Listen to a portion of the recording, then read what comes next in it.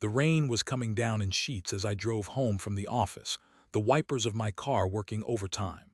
I am Kellan, 44, an architect in Austin, Texas. My life until recently had been a carefully constructed blueprint of success and happiness.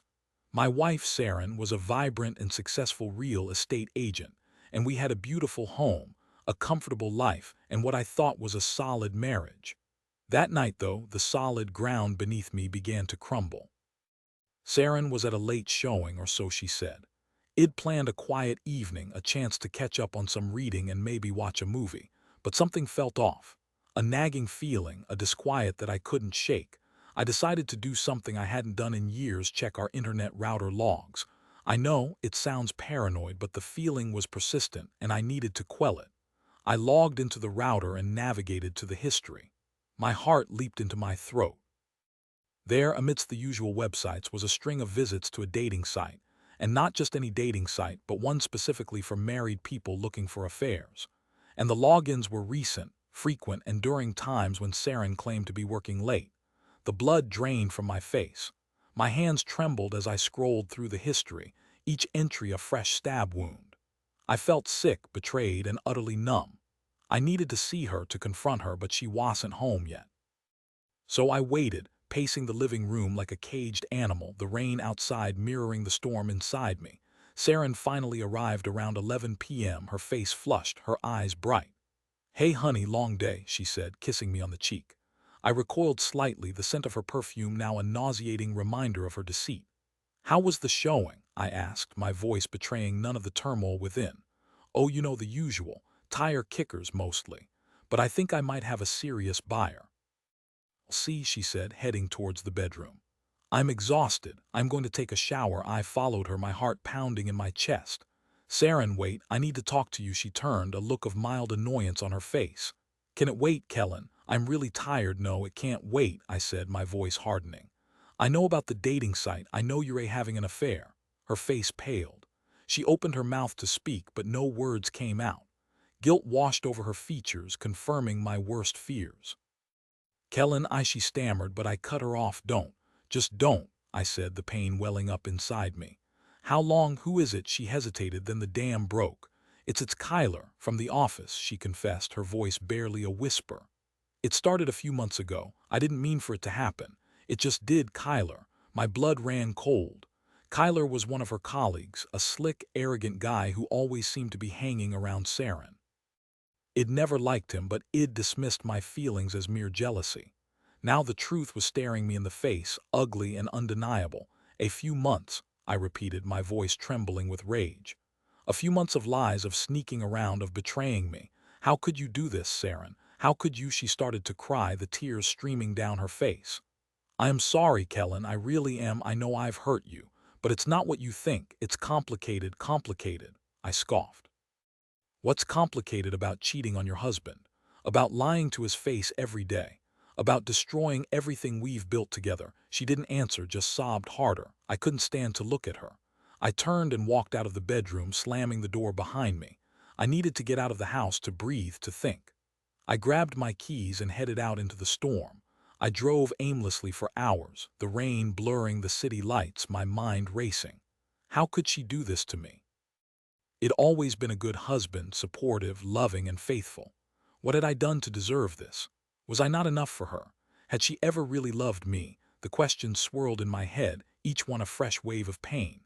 I found myself driving towards a bar I hadn't been to in years, a dive on the outskirts of town. I needed a drink or several to numb the pain. I walked inside, the smell of stale beer and cigarette smoke hitting me like a wall. I sat at the bar and ordered a whiskey neat. I downed it in one gulp and ordered another. Hours later, I stumbled out of the bar, drunk and miserable. I managed to drive home, though I barely remember the journey. I collapsed on the couch, fully clothed, and passed out. I woke up the next morning with a pounding headache and a heavy heart. Seren was gone. A note lay on the kitchen counter. "Kellan, I've gone to stay with my sister for a few days. I need some space to think." "I'll call you." Space to think. What was there to think about? She'd been caught red-handed, her lies exposed. What more was there to say? I crumpled the note in my fist and threw it in the trash. I was done. I couldn't forgive her. I wouldn't forgive her. The next few weeks were a blur of lawyers, paperwork, and bitter arguments. Seren tried to apologize, to explain, but I wouldn't listen. The trust was gone, shattered beyond repair. I filed for divorce and she didn't contest it. The process was ugly, painful, and expensive, but I got through it. I moved out of our beautiful home and into a small apartment downtown. I started seeing a therapist to deal with the emotional fallout. Meanwhile, I couldn't shake the feeling that something was still amiss. Seren's affair with Kyler felt off. It didn't seem like her. She had always been ambitious, driven, but also cautious. Kyler was a known womanizer, a risk-taker. It didn't make sense. So I decided to do some digging. I started by talking to some of Seren's colleagues at the real estate office. At first, they were reluctant to talk, but eventually one of them, a young woman named Aloan, agreed to meet me for coffee. I always thought Seren was too good for Kyler, Aloan said, stirring her coffee. He's a user, a player. He's been through half the women in the office. Did you see anything unusual? I asked, leaning forward. Anything that might explain why Seren would get involved with him? Aloan hesitated, then nodded. There were rumors, she said, her voice dropping to a whisper. Rumors that Kyler had something on Seren, something that could hurt her career. What kind of thing? I asked, my heart pounding. I don't know for sure, Aloan said. But I heard whispers about some shady deals Seren was involved in a few years ago. Something about property flipping and tax evasion. Kyler might have found out about it and used it to blackmail her. Blackmail. The word hung in the air, heavy and sickening. It made sense. It explained Seren's uncharacteristic behavior, her desperation, her willingness to risk everything. But what was the truth? I needed to find out more.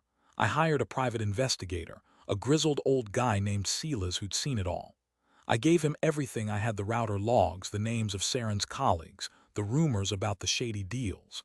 I told him to dig deep to find the truth. No matter how ugly it might be, Silas got to work, and within a few weeks he had a report for me. It confirmed Aloan's suspicions. Seren had indeed been involved in some questionable real estate deals a few years ago, deals that could land her in serious trouble with the IRS. Kyler had found out about it and had threatened to expose her unless she did what he wanted. And what he wanted was an affair. I was furious. Not just at Seren, but at Kyler. He demanipulated her, exploited her weakness, and destroyed our marriage in the process. I wanted revenge. I wanted to make him pay. I met with Silas again and told him everything. I want to take Kyler down, I said, my voice cold and hard. I want to expose him for what he is. I want to ruin him. Silas nodded. I can help you with that, he said. I've got some contacts in the IRS. I can leak the information about Seren's deals to them. They'll investigate and Kyler will be implicated. He'll lose his job, his reputation, everything. I hesitated. I wanted revenge, but I didn't want to destroy Seren's life in the process. She'd made mistakes, but she didn't deserve to go to jail. What about Seren? I asked. Will she be okay? She'll be in trouble, Silas said. But if she cooperates with the investigation and testifies against Kyler, she might get a lighter sentence. It's up to her. I thought about it for a long time. It was a risky move, but it was the only way to get justice. Do it, I said finally. Expose them both. Silas smiled, a grim, satisfied smile.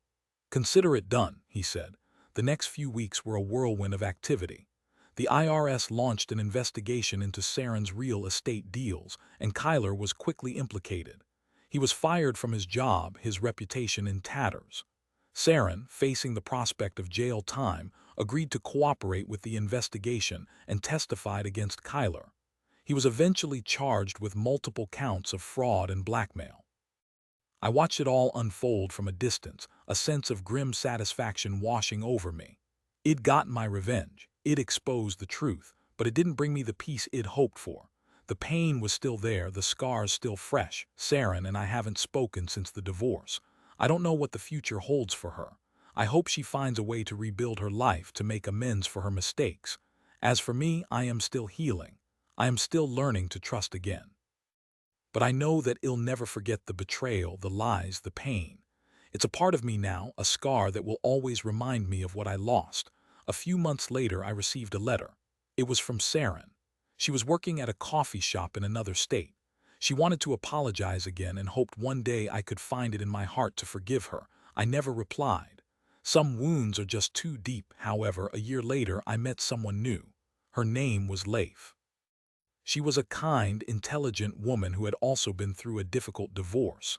We began dating, and soon I found myself falling in love again. I decided to give love another chance. I learned that even after the most profound betrayals, life goes on. Scars may remain, but they don't have to define us. We can choose to heal, to grow, and to open our hearts to new possibilities. The pain of the past can serve as a reminder of our strength and resilience, guiding us towards a brighter, more fulfilling future. And so, I embraced the future with Leif by my side, ready to face whatever challenges lay ahead, knowing that I had the strength to overcome anything.